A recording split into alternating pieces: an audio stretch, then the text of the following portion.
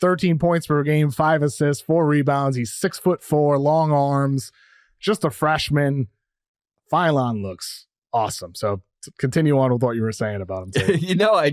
You have to watch this Alabama team because they have 3 of the best guards in the country. Mark Sears was supposed to be the preseason player of the year, obviously led them last year to the Final Four. Verno, your old co-host, said he was Jalen Brunson reincarnated. He is a very fun player to watch, but they also have Labaron Philon, the freshman from Mobile, Alabama. They also have Aiden Holloway, who transferred over from Auburn, and both of these guys have looked great. 2 5-star guys, 2 guys who really know how to create their own shot, initiate for others. And Philon, the reason why it's something that's encouraging is because he plays at Purdue and he looked like their most seasoned guard. The next game that they go, they play top 25 Illinois. Illinois has a lot of NBA talent on their team as well, guys like Will Riley, and it plays a great game and is their best guard and has 9 assists. So like when Philon is playing high level competition, he gives you high level production, and that tends to trend well when we look at the NBA level. So as much as we heard about Sears all offseason, myself included, I picked him to be the player of the year. Philon looks like the best guard on Alabama, and that's how deep they are. I mean, Mark Sears, it's been a slow start to the year for him as a scorer. He's going to get back on track like he was last year, especially if he wants to be a first-round draft pick at his size, below 6 feet tall. I had him ranked as a first-rounder last year. I would not, based off of his production so far this year. He's got to be better. But Philon, he looks like a first-round pick at his size, and I love him driving to the basket. He can decelerate. He's got body control. He can change pace and speeds. He finishes with his left hand or his right hand, so he's ambidextrous. And on those drives to the rim, he shows his passing ability too. Like he had a pass last week where it looked like it was going to be a floater, but ended up being a lob, like the Trae Young style thing where you don't know if it's a lob or a floater. He just looks like their most seasoned guard, as you said, and he's a teenager. He can pass. Yeah. He can kick it out. He's passing the interior. The perimeter scoring needs to develop over time, but I trust his touch. I feel like he does have touch on floaters. He's above 70% from the free throw line. I think long term the shot will be figured out. Yeah, I'm a big fan of his game, and Nate Oates is one of those coaches where Dan Hurley got the call from the NBA, obviously with the Lakers. I think Nate Oates is the next coach, like on the docket of NBA coaches or NBA teams trying to find coaches for the future. Nate Oates is from Detroit, not putting anything out there because Detroit's playing some good basketball this year, but I do feel like eventually Nate Oates is going to get a call because he has an NBA rotation. Like in college, you want a 7-man rotation, NBA 9-man rotation, right? They got a 9-man rotation at Alabama, and they might have 11 guys who could all play at a high level in D1 basketball. That's the kind of talent with the transfer portal, with bringing in freshmen that are 5 stars. I mean, Nate Oates has got a machine going at Alabama right now. I mean, and they're all threes and layups too. They run a very analytically friendly. He's a NBA math teacher, style. KOC. Yeah, he knows math. 3 is more than 2. Who are some other sleepers, Tate, that you have on your list? One I wanted to point out that was at the Greenbrier tip-off. Shout out the other night. Great game there. We were playing in West Virginia, but we got Pitt taking on Wisconsin. And my guy Jalen Lowe, the point guard for Pittsburgh, I just feel like Jalen, he's got the size, he's got the touch, he's got the feel. He's been able to read kind of defenses more, especially being able to figure out things out of the pick and roll. If you've watched him this year, had a triple-double. Cam Jones at Marquette had a triple-double. One of my favorite players in the country as well. Jalen Lowe is the other guy that had a triple-double in college basketball. Not as easy to do in college basketball. John Morant famously did it in the NCAA tournament. Shout out to him. But Jalen Lowe is just basically on triple-double watch every single night. 15, 5, and 5 against Wisconsin in this game. Orchestrates everything. Can find shots for others. Can find shots for himself. And it's just silky smooth. Has great touch and playing with Capel. And we already saw last year Bub Carrington, one of my favorite players already as a rookie this year at Pittsburgh as their initiating point guard. Jalen Lowe has stepped right in as a sophomore. He learned from Bub last year, and he's a real fun watch. So I know a lot of people aren't tuning into Pittsburgh basketball, but if you do, Jalen Lowe is a fun guy to watch. You mentioned Cam Jones and passing there, Tate. I'd say he made the right decision to return to college because he looks like a better version of himself from Marquette. He's definitely one of the best returning players that could improve their draft stock, averaging over 20 points, shooting 74% from 2-point range, 44% from 3. now averaging over 6 assists to only 1.7 turnovers as well. He's 6'5", 200 pounds. He's still more of a score first guard. That's what you're getting Cam Jones for if you draft him. But I think he's showing a bit more playmaking feel this season. Is that one of the differences you've observed with Cam Jones for Marquette this year, now his senior season? Right. Cam Jones last year played behind Tyler Kolek, Knicks backup point guard, and Kolek obviously orchestrated and ran the show. This year, Cam Jones is able to do that himself. He was more of a catch and shoot guy last year. This year, he's showing his passing ability, and we saw it last year, right? I mean, Kolek would go out of the game, Cam Jones would take over the ball handling duty, and he would make some incredible plays. But obviously, we were all talking about the All-American Tyler Kolek. So he does have the spotlight on him. He is one of the main characters in college basketball. He has been a lot of fun. They've had some great games at Maryland, right? I mean, Maryland, that was a chaotic crowd, a chaotic atmosphere. He was able to steady the ship, handle everything. He's been there before. He's got a nice kind of calmness about him, and smooth is fast, and he does everything very smoothly, and he has, great vision on the floor as well, being able to find guys in the corners for threes, whatever it is, and guys like David Joplin on his team are able to have nights where they have 29 points because they got a guy like Cam Jones who's able to find them in their spots. So, he hits people right in the basket too. You know what I mean? These guys are catching it and they're right up, quick release, because Cam Jones can make high level passes and high level plays. And like you said, KOC, he's 6'5", so he has the measurables. Probably has to put on a little bit of weight, but he looks like a guy who could make a difference at the next level. I like him a lot. Another one that I like that returned to college is Collin Murray-Boyles from South Carolina, 6'7", 245 pounds, long arms.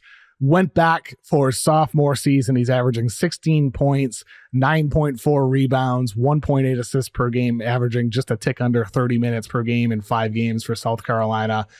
I know over the years, there's been a lot of players that have been compared to Draymond Green. To me, he's the closest thing. The closest thing defensively. A whole lot of players, and nobody's come close. To me, Collin Murray-Boyles is the closest thing in terms of the defensive intensity, versatility on the perimeter, shot blocking ability, rebounding ability. And then if you also factor in the offense, I know he's got a negative assist to turnover ratio so far this season, but I like his passing feel. I like his ability to put the ball in the basket and drive and make passes off the bounce.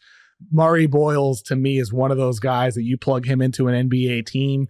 He can switch everything on defense, play different roles on defense, but offensively, even if the shot doesn't come along, which it seems like it's improving steadily, he can still offer a lot for your team. What do you think about Collin Murray-Boyles?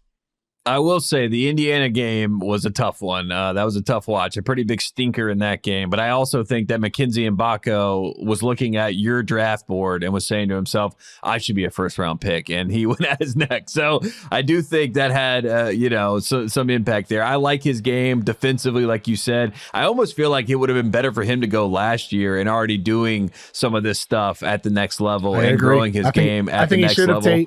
I do. Right. I know he committed to stay for a second year, but I think he would have been a late first or early second. And there's a lot of players drafted in that range that are playing minutes now, that are getting good developmental opportunities. I think it's a smart team would have drafted him. And by going back, yes, you could improve your draft stock, but you might, maybe not, maybe you don't. Maybe things stay the same and you just miss a whole year of NBA level development. Also, you waited to go into a more talented draft pool, right? You know what I mean? That's really the issue. I mean, it's not even that he may be getting worse. He is getting better, obviously. Like you said, his shot is getting better, but he's now dealing with this great draft class with so much depth, and there's going to be a lot of teams that are trying to find talent late first round, early second round. So he might just be one of those guys that falls out of favor just because he isn't on a good team this year either, KOC. So, I mean, we might not be talking about him as we're watching games into March and into April. So that also hurts you when you get down to draft talk.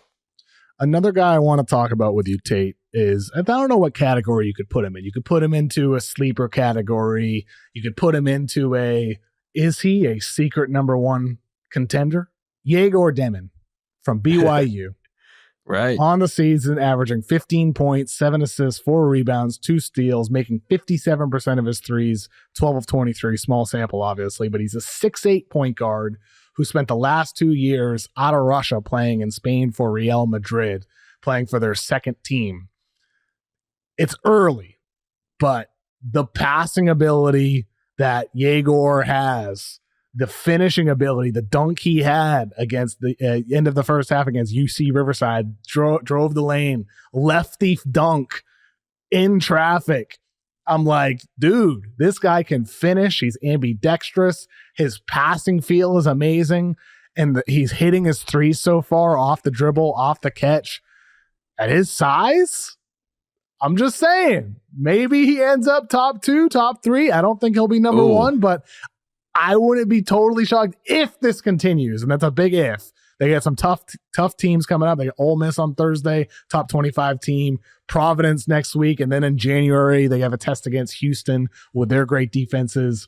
But if Demin has more of these great performances passing these tests, to me, he feels like a guy that's going to be pretty clearly a top 5 to 10 guy. Yeah, he's definitely lottery, right? I mean, I feel like it was when he was going into the season, it was like, yeah, Demin is a lock to be a lottery guy. Now it's crept into he's a lock, more late lottery type of guy. Late lottery, right? Now it's like he's top 5. Yeah, yes. Right. And that is, I think, the eyeballs that are happening at BYU in general because of the NBA influence that they have. I mean, it is basically a shadow operation for Danny Ainge. Let's just be, frank about what's happening, which I respect at the highest level. You know what I mean? Like I see what's going on, and I think it's very smart. And I do think that the Utah Jazz, Will Hardy, everybody, like they're keeping eyes on BYU, and they have lottery talent because it's not just Demin that's there, right? Cannon Catchings is a very, very interesting player, and he's a really, really fun player to watch. And then you look ahead to next year, my sources have told me DeBonsa is going to be there, so it's like, is he going there? That's what you're hearing? Yeah, for sure. He's going to BYU. DeBonsa's going to BYU.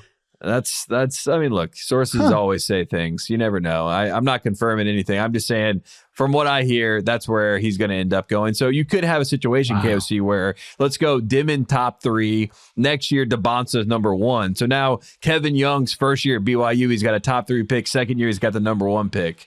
Pretty good start to his tenure at BYU. And they got a lot of talent that's going through there. So Utah basketball sleeper cell at this point, and they got a lot of talent. And Demin is fun to watch. I feel like he's going to be a wing in the NBA, but it is nice that he has these point guard skills that he's developing at the college level. So you're a very versatile kid, and he's one of the guys I feel like that could be in the it's like Ace Bailey, Flag, Demin, right? Those top 3 are all in the conversation for number 1.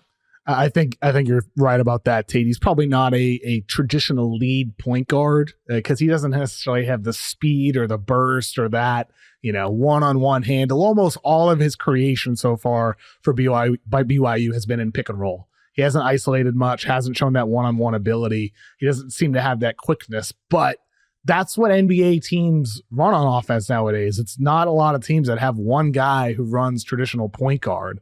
It's a bunch of guys handling the ball and handling creation responsibilities. There's more teams like that than there are with these lead, like 100 touches a game types of guards. So I think that bodes positively for Demin when you're looking forward for him in the NBA, as long as the scoring continues against these tougher opponents, especially with a 3-point shooting, who is near 30% from 3 the last 2 years with Real Madrid, near 70% from the free throw line. So the touch is a question, but he's shooting the hell out of it so far this year. It does not look like a question if you've only watched him with BYU, but we'll see how that sustains for him over the course of the season. Do you have a fit for him? Like if you were to, like, if there was a matchmaking situation where you're like, this team could get Egor Demin and that would be the perfect fit for him. I mean, is it like the Nets? Is it like the Wizards? Like, you know what I mean? Like what team needs his services? You know what I mean? And could he be kind of a franchise guy? He's not, I don't feel like he's a franchise guy, but I feel like if he's your second, third guy, he could develop into that. But what do I know, KOC? I mean, I think for a lot of the teams, the answer is Philly first, considering the amount of talent that they already have within the organization. Granted, they stink so far this year, so the talent does Jared not look McCain great. is averaging the most points as a rookie since MJ. So Jared McCain, shout out to him. He is fun to watch. I mean, he's been a lot of fun to watch. I'd say maybe a cleaner slate like Toronto, where there's a lot of different pieces there and you can just add another talent. Toronto would be interesting for him. I don't like the Detroit fit. I don't like the Charlotte fit. You already got LaMelo there. No. You got Brandon Miller. Chicago's got some ball handlers already. How about Brooklyn? Replace Ben Simmons. I think Brooklyn's perfect. Yeah, that'd be great. I think Brooklyn's the team. The best Yegor Demin fit is Brooklyn. Let's go with that. Sign me up.